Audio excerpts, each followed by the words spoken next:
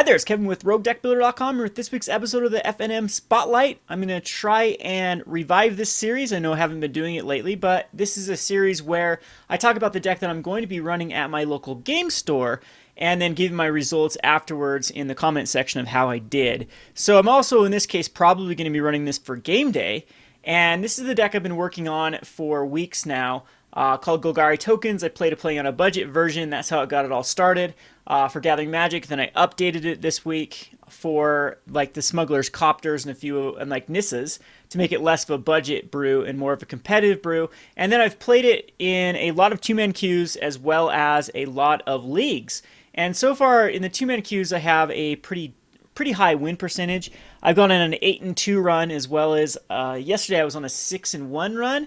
And then I've done 3 of the competitive leagues, went 3-2, 3-2, 4-1, and currently at 1-1 right now. The 4-1 finish I was very disappointed in because I was up. I won 2-0, 2-0, 2-0, 2-0, and then was up one game to none, and then mulled to 5, lost, and then mulled to 6, kept a 1-lander with Loam Dryad and Night Market Lookout, and put out Loam Dryad, and then didn't hit a land and hit out or threw out a Night Market Lookout, and then I had a Catacomb Sifter in my hand, so it's looking quite good if I draw into a land, and he killed my Loam Dryad, and I got stuck on the 2 lands. I did draw that land and then got stuck on land and was only able to like put out 2 Zolport Cutthroats in a row, and this got overrun by the red-green energy deck. So I'm very, very disappointed in that. I felt like the mulligans were the big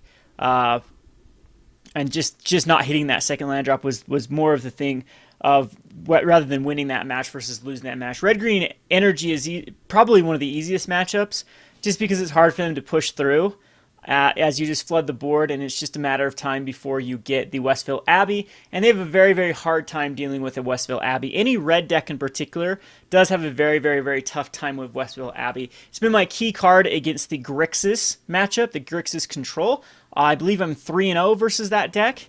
Very good win percentage versus U-White Flash. The decks that give me a little bit of problems are the Metalwork Colossus and Aetherworks Marvel decks. And then red-white vehicles, usually the only draw that gets us with red-white vehicles will be their first turn Dwarf into second turn Chopper into third turn Davala, and it's just too much damage swinging through. And then usually even after that, it's even worse when they get a fourth turn the Scryer that then pumps up their Chopper up to a 5 with the Dapala out. That is just an insanely aggressive draw, and it's very, very tough to beat that one. And a lot of this, so I've adjusted 2 to humans. So this is my latest, is the Grasp of Darkness are now in the main. That's the biggest change from the last time I did a deck tech. So our mana base is 23. I think that works out the best. A lot of the games that I am losing to is because I draw too many lands and didn't have a Smuggler's Copter to kind of filter them away. And so it's just kind of those awkward draws of either too little or too many. Usually when I have a good curve, this deck wins. The easiest matchup would probably be green-black Delirium. Red-white Humans is up there. Black-red aggro is usually pretty easy. What else is... Most control decks are pretty easy with this deck just because they try to control the best they can, but the Westville Abbey is... If a deck that can't exile a card, then the Westville Abbey just takes over the game. Aetherworks Marvel too, sometimes I can... If they're not using Ulamog, then you can just Westville Abbey quite quickly, and then it's very hard for them to take over the game with just Emrakul. So that was a funny matchup where I had Westville Abbey out, and he had to go through 4 Emrakuls trying to deal with Westville Abbey, and he still couldn't, and I still eventually just grinded down the game. So I think that this deck is just still trying to get the Westville Abbey, and that's why I think I need Grasp of Darkness just to kind of slow down the opponent, rather than going for the Voldaren Pariah and the other Marionette Master. I had 4 of these at one point, and 2 in the main board with the Pariah, but I think that 2 main board and 1 sideboard for the Master is the right number, because you don't want too many 6-drops just stuck in your hand, because again, without a Cryptolith Rite, this deck is a little bit tough to generate the mana that you need, because you do have potentially 10 lands that come into play tapped, and then 4 lands that don't generate the colors that you need. So it's key to try to get this early game and then go for the Westville Abbey, or the Vildaun Pariah is a very powerful card, but there's just so many decks where it's either too risky to play it, or it's just dead against. So I haven't really been liking it versus red-white vehicles lately, or red-black aggro, or the Prized Amalgam decks, or even Metalwork Colossus decks. So I think that's enough to say that the Vildaun Pariah needs to be put over to the sideboard. It used to be really good. It's very good versus green-black Delirium. It's very good versus the slower red-white decks that try to go all out on more of the vehicles. It's better against the kind of the mid-range type decks. Red-green aggro, it's a red-green energy is really good against. But there's just enough decks I just don't quite like it in the... I actually do like it versus Spirits too, because the only thing they can do with that is they can use the Stasis Snare. So besides those matchups, I think that the Vildaun Pariah can come in better than, I think, just having it in the main and then just having some dead slots. There's been a number of times where the Pariah was really tough. It was better when I was running a full package of Marriott Masters too, because I could use it as kind of the sack outlet. So I think that sideboard is right. I've got a Kalatos now on the sideboard too, because it seems to be pretty good against vehicles, especially like Appetite the Unnatural killing a crude chopper. And then it actually gets you a token to block with immediately. So 2 life, a token, and Kalatos when they're trying to push through is just backbreaking.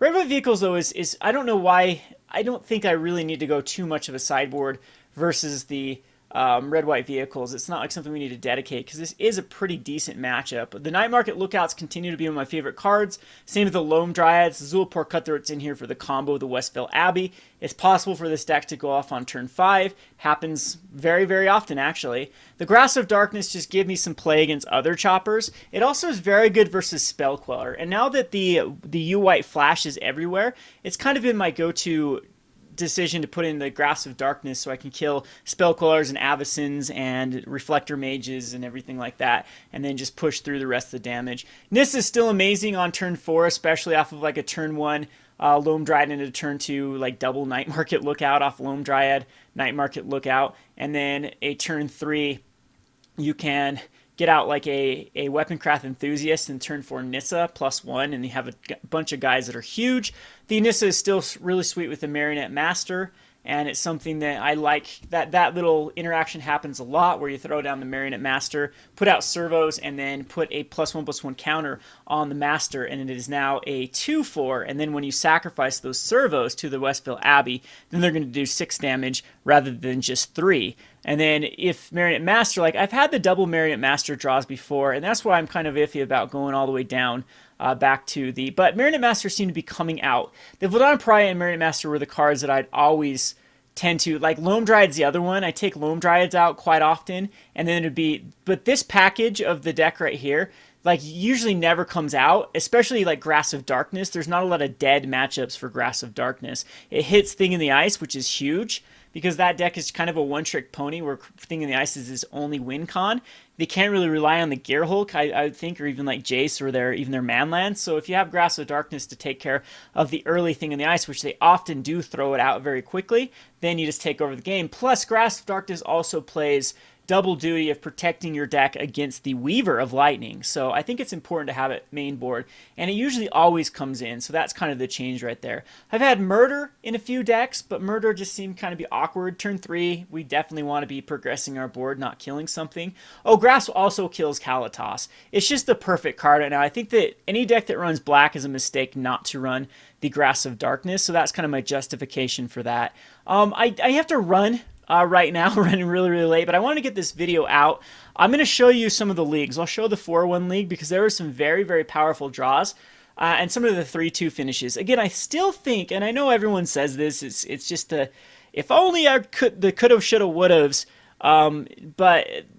why the Ryu lost the games and blah, blah, blah, blah, blah. But a lot of the losses are just getting stuck on lands or too many lands. And if it would just be one other relevant card, we would have won that match rather than lost it. There's very few times I go 2-0. It's usually, or 0-2. It's usually like 1-2 that I lose. And then the deck, when it performs well, is just incredibly explosive. So Crypt with Right decks are still very viable. I really think that I could go into green-white with Crypt with Rights to see how well they'd work. I think black-white tokens splashing just Crypt with Right might be a decent little play too, because then you can have access to the Shambling Vents and Hissing Quagmires, and then it's double man lands, and then the black-white can get like Gideon and a few of the other like very aggressive one and two drops. You have the Syndicate and the Dwarf that's a 2/1, so the 3/1 that can sacrifice an artifact. I think all those are something that needs to be explored. I think that the metagame is still wide open. It's a very, very, besides Smuggler's Copter in every deck, literally every deck except a few, the whole metagame is very wide open. There's like 10, 15 different archetypes. So I'm having a lot of fun in Standard. If you've played this deck, let me know how well, what kind of list you're running, if there's any cards you don't run or do run over cards that are in my list. And again, I'll tell you how well I do on game day, how well I do at FNM, and if there's any changes, upcoming changes in the near future with this deck. I'll have an update to this. So anyway, this has been Kevin with RogueDeckBuilder.com. Thanks for watching.